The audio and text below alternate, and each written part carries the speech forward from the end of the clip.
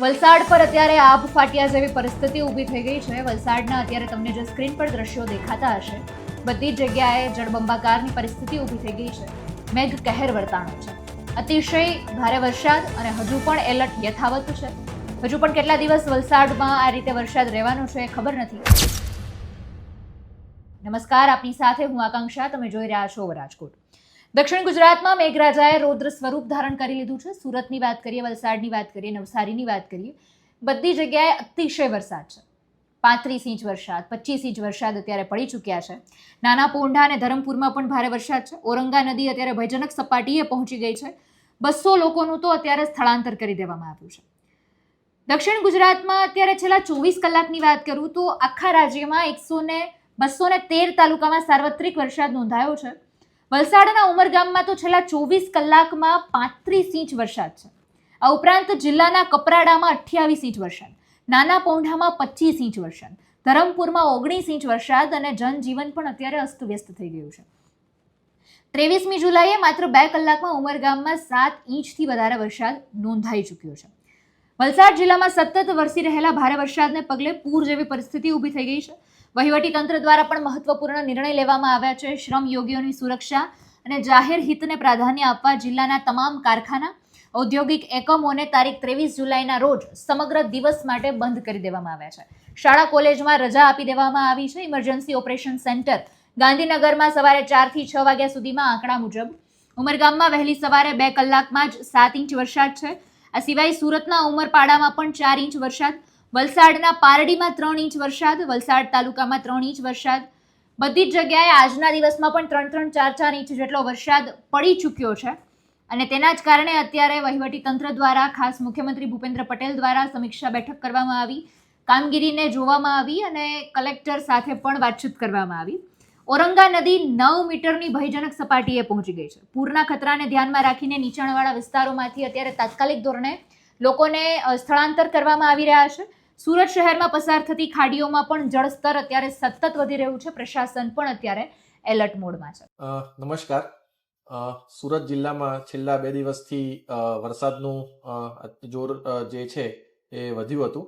આજે સવારે 6 વાગ્યાથી જોઈએ તો બારડોલીમાં 131 mm, સવારે 6 વાગ્યાથી સાંજે 6 વાગ્યા સુધીની વાત કરું છું. બારડોલીમાં 131 mm, મહુવામાં 129 mm, પલસાણામાં 155 mm અને અંબિકામાં 110 mm અને સુરત સિટીમાં 45 mm. આટલો વરસાદ થયો છે. અન્ય તાલુકામાં પણ વધ્યાંશે થોડો ઘણો વરસાદ આજે સવારે 6 વાગ્યાથી સાંજે 6 વાગ્યા સુધી નોંધાયો છે. સવારે થોડોક વરસાદનું જોર છે એ વધારે હતું. અત્યારે સાંજે છેલ્લા 2 કલાકથી વરસાદનું જોર અત્યારે નબળું પડ્યું છે. પરંતુ જે આગાહી છે તે પ્રમાણે આજે રાત્રે ફરીથી 10-11 વાગ્યાથી સવારે 4 થી 5 વાગ્યા સુધી ભારેથી અતિ ભારે વરસાદની આગાહી છે. તેથી મારી તમામ જે નીચાણવાળા વિસ્તારો છે તેમાં વસતા લોકોને અને જે કામ ધંધાઓ છે તેમ કરનારા વ્યક્તિઓ છે તેમને ખાસ વિનંતી છે કે નીચાણવાળા વિસ્તારમાંથી જ્યારે પણ અમારી ટીમ ઇવેક્યુએશન માટે આવે તો તેમને સપોર્ટ કરે અને જ્યાં પણ આપને નજીકના આશ્રય સ્થાન ઉપર લઈ જવામાં આવે ત્યાં આપ જાઓ કે જેથી રાત્રે જો વધારે વરસાદ આવે તો રેસ્ક્યુ કરવાની પરિસ્થિતિ ન ઉદ્ભવે. એટલે અત્યારે હાલ એસએમસીની ટીમ, પોલીસની ટીમ, ફાયરની ટીમ અને એસડીઆરએફની ટીમ પણ આ કામગીરીમાં સંકળાયેલી છે. આપણે સુરત જિલ્લાની અંદર અત્યારે સુરત સિટી માટે એસડીઆરએફ અને એનડીઆરએફની કુલ 4 ટીમો કામ કરી રહી છે અને અન્ય પણ 3 ટીમ છે એ આજે રાત સુધીમાં આવે એવું પ્લાનિંગ આપણે કર્યું છે કે જેથી કોઈ વિકટ પરિસ્થિતિ ઉદ્ભવે તો આપણે રેસ્ક્યુના કામમાં તેનો ઉપયોગ કરી શકીએ. એટલે અત્યારે હાલ છેલ્લા 2-3 કલાકથી વરસાદની સ્થિતિ સામાન્ય છે. અત્યારે પણ 10 વાગ્યા પછી કે 11 વાગ્યા પછી કદાચ ભારે વરસાદ આવવાની સંભાવના છે. એટલે પરિસ્થિતિને ધ્યાનમાં રાખીને આપણે પૂરેપૂરી તૈયારી કરી છે.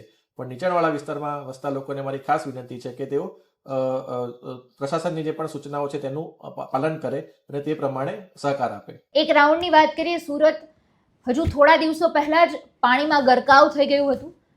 કરોડોમાં લાખોમાં લોકોના માલ હતા, દુકાનનો માલ સામાન હતો, લોકોનું જનજીવન અસ્તવ્યસ્ત થઈ ગયું હતું, ગાડીઓ તણાઈ ગઈ હતી અને નુકસાની પણ એટલી બધી થઈ હતી. ત્યારે ફરી એકવાર દક્ષિણ ગુજરાતમાં આ જ પરિસ્થિતિ છે અને હજુ પણ રેડ એલર્ટ યથાવત છે. એટલે અત્યારે પ્રશાસન પણ એલર્ટ મોડમાં છે. જેટલા પણ લોકો ત્યાં રહે છે એમના માટે પણ અત્યારે સાવચેતી રાખવી ખૂબ જરૂરી છે.